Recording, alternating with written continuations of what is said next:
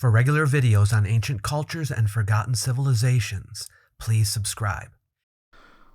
All right, well, it's been a long time since I've answered voicemails, and they've been piling up, so why don't we get a few done today, huh? Let's start with this one here. Hello, Dr. Miano. I was wondering, when we're talking about ancient times, we often hear so much about trade, about how trade was such an important part of how different civilizations interacted with each other. But I'm curious to know, to what extent was trade controlled by the government, and to what extent it was just free enterprise? On one hand, I can easily imagine it's just a bunch of, you know, free independent traders just moving from one place to another, and eventually goods make their way across long distances. But on the other hand, I can also picture there being government sponsored excursions to obtain certain goods and certain agreements made. I'm just curious to know, to what extent did governments participate in trade in ancient times? Thank you. All right, well, and thank you for your question. Well, to answer you, the way governments controlled trade in ancient times really depended on the culture. It varied considerably across different societies. In Egypt, for instance, where the government was very highly centralized, the king and his officials oversaw large-scale trade, especially in commodities that were vital to the state's survival and prestige. Missions, such as those to the famed land of Punt, were state-sponsored and aimed at procuring luxury goods like incense and myrrh and gold and exotic animals. But the government didn't oversee all trade. Local markets with independent traders exchanging everyday goods like grain, textiles, and pottery thrived too. This shows that while the state controlled major trade arteries, smaller scale commerce retained a level of free enterprise. In early Mesopotamian civilizations, such as Sumer, temples played a central role in economic life. Temples often acted as hubs for trade and storage, effectively regulating commerce through their control of surplus production and distribution. But as city-states and later empires emerged, the government began to impose regulations on trade routes and market practices. Private merchants were active, but much of the large-scale long-distance trade was conducted under royal edicts or temple supervision. Similarly, in ancient China, dynasties like the Han actively regulated trade. The government sponsored trade missions along routes like the Silk Road and sometimes established state monopolies on crucial commodities like salt, iron, tea. Massive investments in infrastructure, roads and canals and port facilities, helped secure the trade routes and facilitate commerce. Tariffs and regulation ensured that trade contributed to the state's treasury. Despite this heavy-handed approach in important sectors, regional markets and local traders held a significant role in everyday commerce, and they operated with a relative degree of independence. The Roman Empire had a hybrid system. The government exerted strong control over strategic resources, most notably the grain supply, to maintain public order and feed its huge urban population. In some cases, the government even operated state-run monopolies or regulated markets for essential goods. This was particularly true in sectors deemed crucial for state stability. Despite these controls, private enterprise was dynamic in the Roman Empire. Local markets existed and merchant networks existed across the empire, and they operated mainly outside the realm of state intervention. In India, during the Mauryan Empire period, the government actively encouraged commerce, building and maintaining the roads, providing security, and even standardizing weights and measures and currency to facilitate exchanges. The state itself engaged in trade and set tariffs and taxes, but the economy overall was diverse and flexible, and merchants enjoyed considerable freedom. Large guilds of merchants and artisans, known as shrenis, operated semi-independently, sometimes even lending money to the government. The Persian Empire is another example of how a society balanced state control with free enterprise. The empire didn't micromanage every trade transaction, but it invested heavily in securing trade routes, notably via the royal road to ensure that commerce flourished under its protection. The Persian state set clear rules and imposed taxes on trade, but independent merchants handled most transactions. And this indicates that the government's role was more about enabling commerce rather than controlling it entirely. But in the city-states of ancient Greece, particularly Athens, free market principles dominated. Independent merchants and sailors formed the backbone of a maritime trade network that connected various parts of the Mediterranean. Everyday trade was largely left to private enterprise. But the state did intervene in times of crisis or when undertaking large public projects that required coordination. Oh, by the way, if you're interested in trade, specifically in the Mediterranean world, I just got this book. It is amazing. I've been reading it, and it's called The Making of the Middle Sea. It's by Cyprian Broodbank. He's an archaeologist, and this is one of the best books I have read. I mean, I'm serious. Like in the last 5 years, probably the best book. If you know, it's top 3, I would say for sure. And there's more in here about trade, but a lot of it's about trade. It's mostly about the earlier times. It discusses how everything got started. But oh my gosh, look at! I don't know if you can see this. I'll put some close-ups of some of the things in it on the screen. But it's got like charts and maps and color photos and some things you've probably never seen before. From what I understand, this book won the Wolfson History Prize, which is awarded to the best historical writing produced in the UK. The book was gifted to me by the publisher, Thames and Hudson, in the hope that I would like it and tell people about it, which I do, and I am. I particularly enjoyed Chapter 9, From Sea to Shining Sea, which contains a lengthy discussion about the Sea Peoples and the Bronze Age collapse that has a somewhat different perspective from what you find elsewhere, and puts far less stock in the Egyptian accounts of this period than others do. But anyway, I'll leave a link below if you're interested.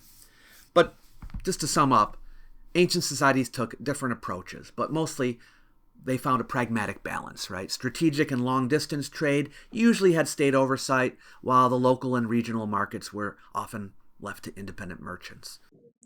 Hello, Mr. David. This is May. I'm calling from Egypt, Cairo, Egypt. I'm asking about the engineer, Ham Ayunu. Is he really responsible for the architecture of the Great Pyramid? Because I have read that there is no connection between him and the Great Pyramid. Thank you very much. Hi, May. Thank you so much for your question. And it's wonderful to hear from someone calling in from Cairo. So, you're asking about Hemiunu and whether he was really responsible for the architecture of the Great Pyramid. The short version is, Hemiunu is widely believed to have been the man in charge of the project, but the evidence is circumstantial, and there's still room for doubt. Here's what we do know. Hemiunu lived during the reign of Pharaoh Khufu, the king who commissioned the Great Pyramid. He held several incredibly powerful titles, including overseer of all the king's works, which likely meant he was responsible for major state construction projects. He was also vizier, making him the highest ranking official under the king, and he was related to Khufu, probably his nephew.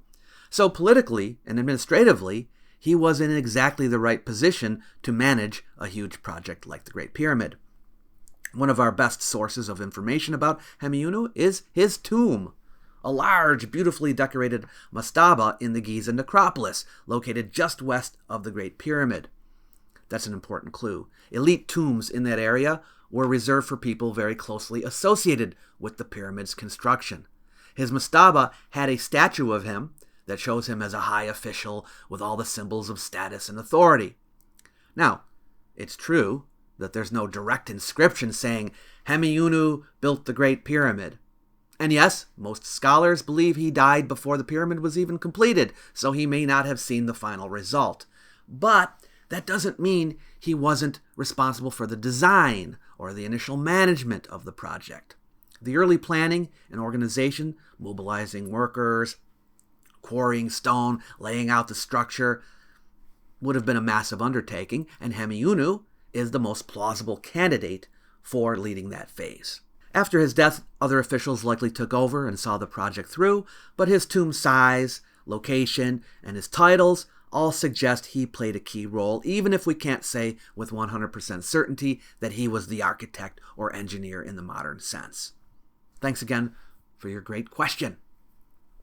Hi, Dr. Miano. I hope all is well. I have a question regarding an ancient Hindu poem, the Ramayana. It is a very old text that is not only a Hindu text, but it's also a Buddhist, Jain, and I guess a Sikh text as well. Many people in the Indian subcontinent believe that this tale and the figure behind it, Rama, was a historical person. However, I never heard too much about the historicity of the Ramayana, or even if Ram or any of the events of the Ramayana is based on history. Can you please elaborate this? Thank you very much. All right, thank you so much for your question. The Ramayana really is one of the most important and far reaching texts in world literature. It's not just central to Hindu tradition, it has deeply influenced Buddhist, Jain, and even Sikh thought, as you mentioned. And as you pointed out, many people across the Indian subcontinent and even beyond regard Rama as a historical figure and the events of the epic as real history. So let's unpack that. From a historian's perspective, the approach to a text like the Ramayana is the same as with any other ancient source, religious or not. We study when it was composed, what kind of cultural and political world it came out of, how it was transmitted, and whether it reflects any real-world events or conditions. We also ask, what was its purpose? Was it trying to preserve history, explain moral values, affirm a worldview, or all of the above? The core of the Ramayana, traditionally attributed to the sage Valmiki, was probably composed between the 5th and 4th centuries BCE, although it almost certainly draws on older oral traditions. That means the story was written down centuries after the time it claims to describe. What it portrays is a legendary age, not a documented historical era. Could there have been a real person behind the figure of Rama? Possibly, in the very broadest sense. Like many legendary heroes, there could be a historical kernel. But as of now, there's no direct archaeological or textual evidence to confirm that Rama was a historical individual, so historians don't treat him as such. Not because they're trying to discredit belief, but because there simply isn't the kind of evidence we'd need to support that claim. That said, not everything in the Ramayana is pure fantasy. There are elements that reflect real historical and cultural conditions. The geography is quite grounded. Places like Ayodhya, the Godavari River, and even Lanka, usually associated with Sri Lanka, are real locations. The political structure it describes, with kings, courts, succession crises, and alliances, fits what we know about early Indian state formation during the late Vedic and Mahajanapada periods. The cultural values it promotes, like dharma, loyalty, the responsibilities of a ruler, and the importance of family, tell us a lot about the social ideas of ancient Indian society. So even if the Ramayana isn't a historical document in the strict sense, it's still a rich window into the ancient world. Now, there are definitely parts of the story that do not appear historical. Rama is described as the 7th avatar of the god Vishnu, a divine being born to restore cosmic order. That's a religious idea, not a historical one. His companion, Hanuman, is a monkey god who leaps across oceans, lifts mountains, and leads an army of talking monkeys and bears. Ravana, the villain of the story, is a 10-headed demon king who flies a magical chariot and performs complex rituals. There's even the building of a bridge to Lanka by animals who can carry floating stones. These elements are clearly fantastical, but they serve a purpose. The Ramayana isn't trying to give us a play-by-play historical account. Works like these explore big moral and cosmic questions. What does it mean to be a just ruler? What is the proper role of a son, a brother, a wife? How should evil be confronted? These themes resonate across generations, and that's part of why the story has remained so powerful for over 2,000 years. Thank you again for the excellent question. Hey, David. In the context of the current U.S. political climate and in the context of the previous U.S. Civil War, there seems to be a conflict between progress and tradition. I'm wondering if you would agree, If so, is that unique to modern times, or were these things happening in ancient times? Were there ancient civil wars that were based around the ideas of progress versus tradition, either directly or indirectly? Thank you. Hey, thanks for the question. You're picking up on something that has been a fundamental tension in human societies for a very long time. The struggle between progress and tradition.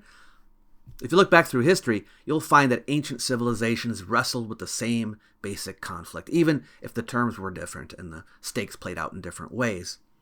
Take ancient Rome, for example. In the late Republic, you had a deeply entrenched aristocracy, the Senate, defending traditional Roman values and structures. But then you had reformers like the Gracchi brothers who pushed for land redistribution and economic reforms to help the lower classes. That alarmed the elites, who saw these changes as dangerous. The result? Political violence, breakdown of institutions, and eventually civil war. Julius Caesar's rise and his assassination were wrapped up in the same struggle between preserving old power structures and reshaping society to meet new realities. In ancient Athens, something similar happened. As democracy expanded under leaders like Pericles, not everyone was thrilled. Some Athenians thought the new democratic reforms went too far, disrupting traditional hierarchies and weakening the old ways. When Athens went to war with Sparta, a far more conservative and militarized society, it wasn't just a geopolitical conflict, it was also a cultural and ideological clash between two very different visions of what a society should be. You see this kind of tension in ancient China, too. During the Warring States period, there were intense debates between different schools of thought. Confucianism, which emphasized tradition, order, and social hierarchy, versus legalism, which was all about pragmatic reform, centralized power, and strict law enforcement, but trying to make everyone equal. When the Qin dynasty came to power under a legalist system, they carried out sweeping reforms, standardizing weights and measures, currency, writing. It was incredibly progressive for its time, but also extremely authoritarian, and after the first emperor died, the dynasty collapsed in civil war. A classic case of too much reform too fast, maybe, provoking backlash. And then we get to ancient India, which gives us one of the richer examples of this dynamic. The rise of Buddhism and Jainism in the 6th and 5th centuries BCE. At that time, the dominant religious system was the Vedic tradition, centered on rituals, sacrifices, and the authority of Brahmin priests. But thinkers like the Buddha and Mahavira emerged with radically new ideas, rejecting ritual sacrifice, challenging the Varna class system, and emphasizing personal morality, meditation, and nonviolence. These were revolutionary movements. They gained followers among merchants, artisans, and lower Varna communities who were tired of the rigidity of the Vedic order. It wasn't a military civil war, but it was a massive cultural and religious shift, one that shook the foundations of society. And just like in other civilizations, there was eventually a swing back towards tradition. Hinduism adapted, absorbed some of the new ideas, and reasserted itself, especially during the Gupta period several centuries later. That back and forth, reform and retrenchment, is a recurring pattern. So, while the forms of conflict might differ, some are wars, some are political collapses, some are ideological battles, the basic tension is the same. How much should we hold on to the past, and how much are we willing to change? The truth is, every society at every point in history has had to wrestle with that question. What makes today maybe feel different might be the speed of the change and the scale of the communication, but the underlying dynamic, that's ancient. It goes all the way back. Thanks again for the excellent question. Hello, Dr. Miano. This is William from Brazil. I'm a big fan of your work on YouTube. I was wondering if you could tell us a little bit about how was the process of writing and publishing written texts in different ancient societies, and which materials they used for that purpose. So, for example, we know about the Sumerians using clay tablets, and at least as far as I know, paper was developed much later in China.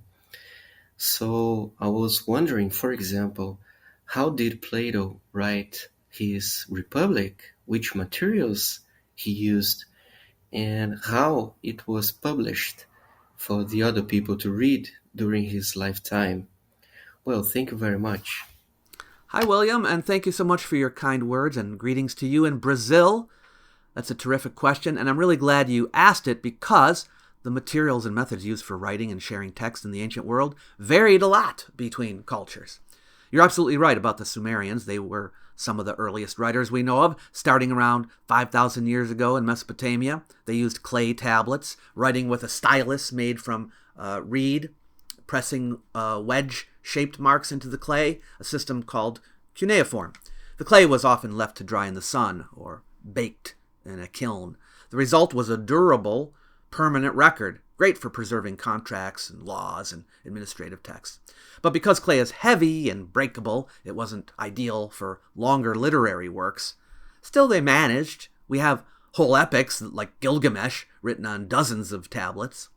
In ancient Egypt, the main writing material was papyrus, made from the pith of the papyrus plant. It was lightweight, relatively easy to make into scrolls, and great for both administrative and literary texts. Egyptians used reed pens and ink made from soot and plant gum. Papyrus was more portable than clay, but it didn't hold up well in humid climates, so we're lucky that Egypt's dry environment preserved so many of them. In China, paper, as you mentioned, was developed much later, around the 2nd century BCE during the Han Dynasty, and really became widespread in the following centuries.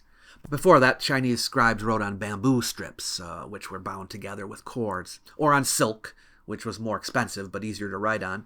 Ink brushes were already in use, and calligraphy became an art form as much as a means of communication. Now, when it comes to ancient Greece, like your question about Plato, things worked a bit differently. In Plato's time, the 4th century BCE, the standard writing material was papyrus, which had to be imported from Egypt. Greeks would typically write with a reed pen and ink, producing scrolls rather than books as we know them.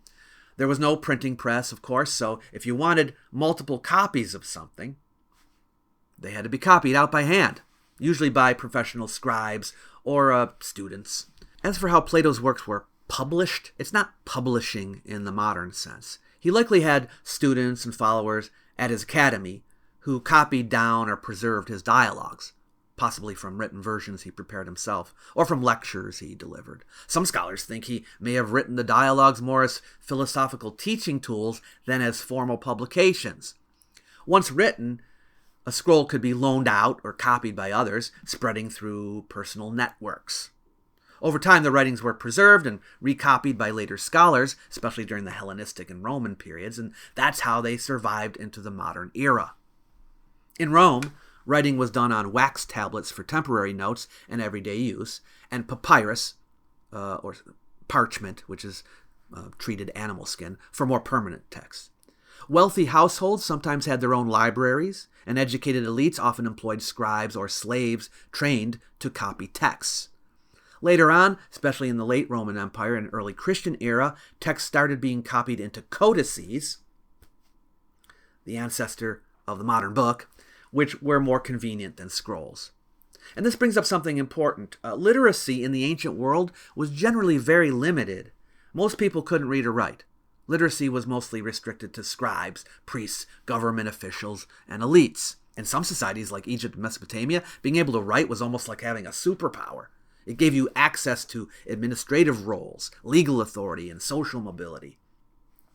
In others, like Greece and Rome, literacy was more widespread among the upper classes, especially in urban areas, but still far from universal.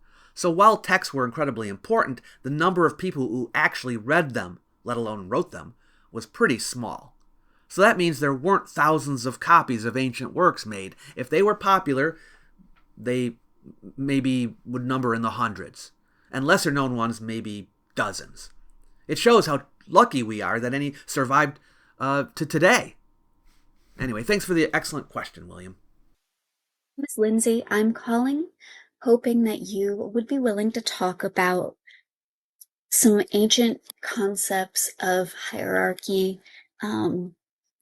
not just like in general, but maybe like comparing a couple of cultures in the ancient world and how they would have thought of as their kings and their priests and their priestesses, and how that might not necessarily fit how we modern people view or like picture, I suppose, ancient hierarchies.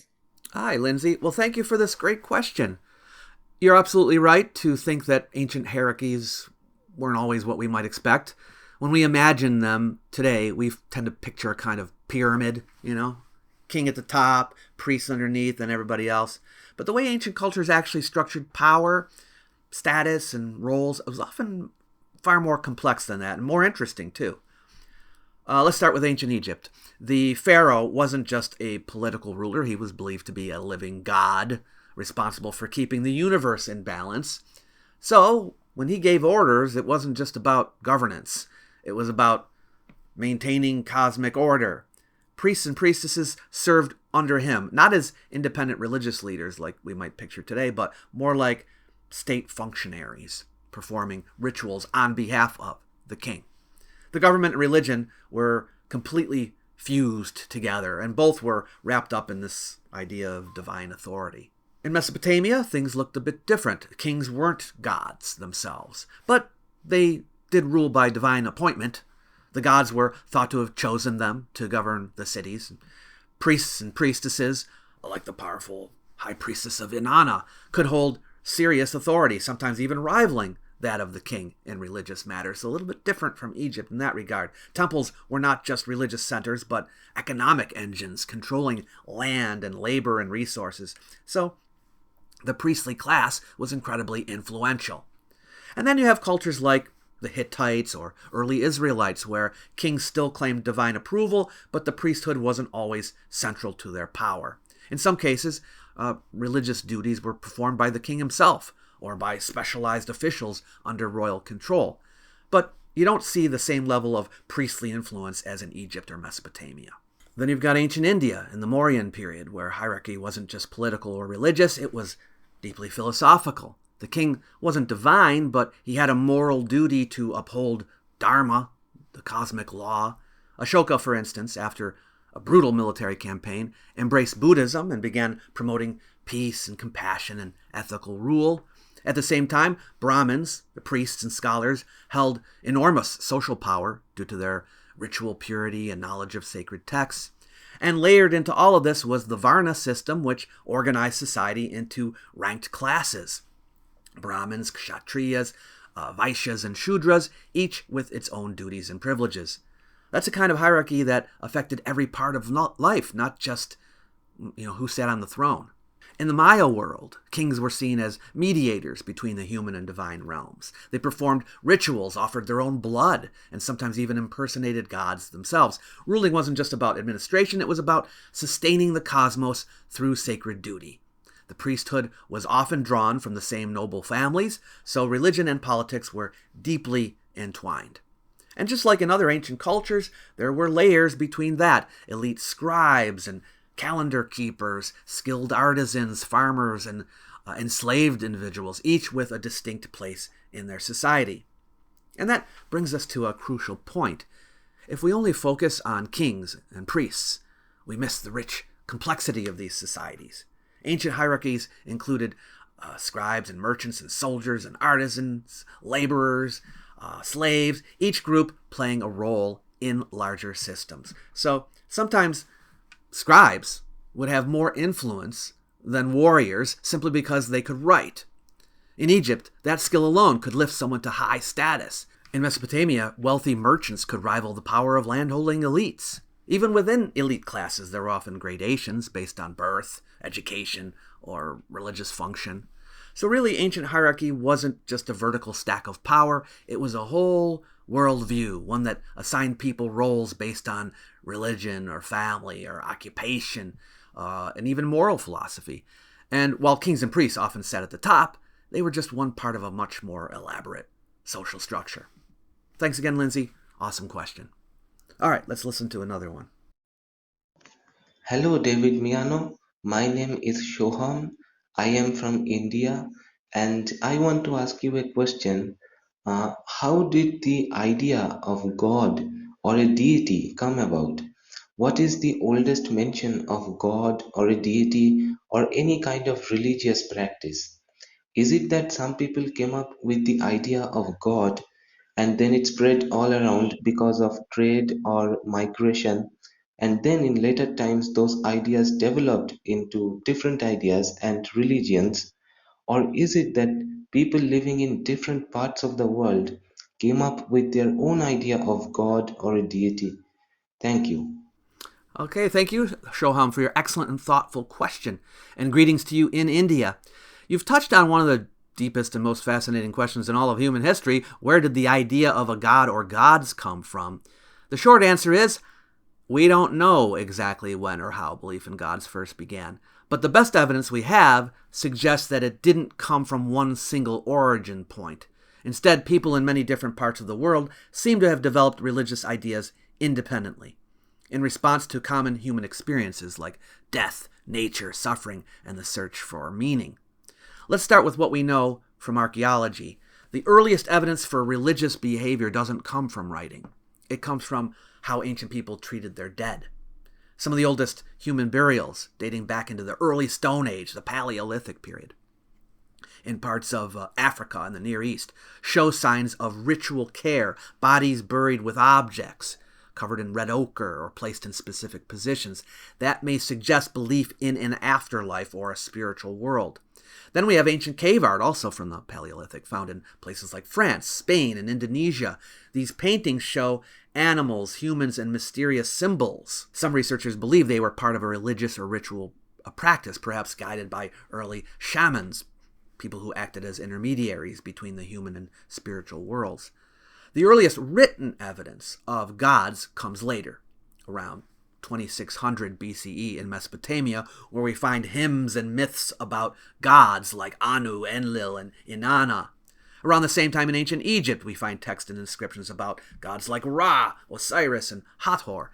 In the Indus Valley, we haven't yet deciphered the writing, but the seals and figurines suggest the presence of symbolic or possibly religious belief. So, your question is, did someone invent the idea of God or gods and then it spread everywhere through trade or migration, or did different cultures come up with these ideas separately? This is where scholars tend to agree. The idea of gods appears to have arisen independently in many cultures and not from a single origin point. And here's the evidence and logic behind that. Many early societies were isolated from one another, separated by oceans, deserts, or mountain ranges with no contact for thousands of years. Yet nearly all of them developed spiritual systems, religious stories, and deities. For example, in Mesoamerica, civilizations like the Olmec and Maya created elaborate pantheons of gods with no connection to Mesopotamian or Indian traditions. And in Australia, Aboriginal peoples developed complex spiritual cosmologies like the dream time entirely on their own. These belief systems are incredibly different in form and content, which points to separate origins. If religion had one point of origin, we'd expect early beliefs to look pretty similar. But that's not what we find. In some cultures, gods are human-like, with personalities and emotions, like the Greeks and Mesopotamians had. In others, the divine is abstract or cosmic, like heaven in early Chinese thought, or Brahman in the Upanishads. Some traditions focused on nature spirits or ancestor worship rather than gods in the personal sense. That level of diversity doesn't look like a single tradition that spread. It looks like many traditions emerged from different cultural and environmental contexts. We also see spiritual practices and beliefs appearing at different times in different parts of the world. If all religious ideas came from one cultural source, we'd expect a more unified timeline. But the fact that different regions developed religious ideas independently and at different times, this all strongly supports multiple separate origins. That being said, even though religious ideas vary widely, the impulse behind them seems to be universal. All humans face death and illness and tragedy and unexplained phenomena. All humans try to explain the world and find meaning. So it makes sense that across time and space, different communities developed stories and systems that help them make sense of the unknown. And let me add, historians study religious beliefs the same way they study any part of the human past, by looking at evidence, comparing sources, and asking how ideas change over time. That doesn't mean they're trying to discredit those beliefs. They're just approaching the past in the way that they always do. So thank you again, Shoham, for your thoughtful question. Hi, David. This is Hannes, German expat calling from the US and one of your Patreon supporters. My question is about ancient texts. Do you think it is possible or even likely that within our lifetimes there will be a major discovery of an ancient text source that has been lost? For example, one of the missing parts of Tacitus's Annales or Historiae, or maybe something else. Is there a text that you would die to find within your lifetime? Or do you think this is inherently implausible at this point in time? Also, do you listen to history podcasts yourself? If yes, do you have a favorite one? Thanks so much. Bye. Hi, Hannes. Great to hear from you, and thank you so much for your support on Patreon. I really appreciate it. Your question is a fun one, and also something I think a lot of historians secretly, or not so secretly, fantasize about. The idea that some long-lost ancient text, something we've only heard about in fragments or references, might still be out there, waiting to be found. So, is that likely to happen in our lifetimes? Actually, yes, I think it is possible. Maybe not common, but not implausible either. We've already seen some incredible discoveries in the last century or so. The Nag Hammadi text in Egypt in 1945 gave us a whole new look at early Christian thought. The Dead Sea Scrolls, discovered just a couple years later, transformed our understanding of Judaism and the textual history of the Hebrew Bible. More recently, Herculaneum's Villa of the Papyri, buried during the eruption of Mount Vesuvius in 79 CE, has produced hundreds of scrolls, and many more are likely still hidden underground. Some of them are only now being read thanks to advances in multispectral imaging and machine learning. So the potential for big finds is still very real. And yes, something like a missing portion of Tacitus's Annales or Historiae could still turn up. Maybe in a forgotten monastic library or a damaged scroll recovered from an archaeological dig. Entire works have survived in just a single copy or as a palimpsest, parchments that were scraped clean and reused but still retain traces of the original text. Modern technology has made it increasingly possible to recover that hidden writing on palimpsests. So yes, while it's not something we should expect every day, new discoveries of ancient texts are absolutely still possible, and advances in technology are giving us new tools to recover material that was previously unreadable or overlooked. Now, as for which lost texts I'd personally love to see recovered, at the top of my wish list is probably the Babyloniaca by Berosus. This was a 3rd century BCE history of Babylon, written by a Babylonian priest who tried to synthesize native Mesopotamian traditions with Greek historiography. We only have a few tantalizing fragments quoted by later authors, but if we had the full work, it would open an enormous window into how Mesopotamians viewed their own history and mythology in their own words, and not through the lens of some other culture. There are a few close runners-up. I'd love to see more of the lost poetry of Sappho, which survives mostly in fragments, or the complete works of Livy, whose monumental history of Rome originally spanned 142 books. Only about a quarter of those survive. A complete copy of the Egyptica of Manetho would be fantastic. I'd also be thrilled to recover the classic of music from ancient China, which was one of the original Confucian classics, but was lost long ago. And of course, any Maya codices that escaped destruction by the Spanish would be invaluable, not just for understanding Maya history, but for hearing their voice in their own writing system, which we're only beginning to fully understand. As for podcasts, yes, I do occasionally listen to history podcasts, but not regularly. The reason is simple. I study ancient history all day long, so when I finally get a chance to listen to a podcast, I often prefer to explore other topics. Science, psychology, self-improvement, current events, comedy. That helps keep my brain fresh and gives me a little space from the job that I love. Thanks again, Hannes, for your great question. Well, that is it for this one. If you too would like to leave me a question on my voicemail, you can do so at speakpipe.com/David Miano. I can't guarantee that I'll answer every voicemail I receive. It all depends on how many I get, but if yours makes the cut, I will answer it here right on the channel. If it doesn't, keep trying. We'll see you next time. You might like my little e-booklet, Why Ancient History Matters. It's designed to persuade people that the subject is important, even in the modern world. You might also wish to use it to help spread the word, so feel free to share it with someone you know. It's free for anyone who wants it. I've left a link in the description box below the video for you to grab a copy. Catch you later.